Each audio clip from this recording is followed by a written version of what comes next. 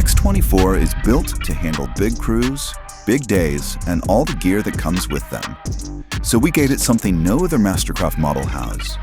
Dual rear compartments, perfectly placed under the transom loungers.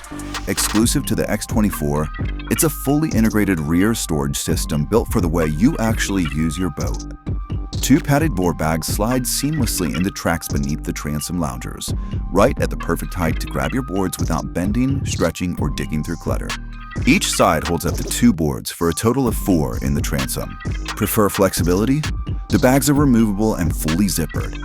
Take them with you, load them into the garage, or leave one out for open storage space. Perfect for tubes, vests, or anything else you want out of the way.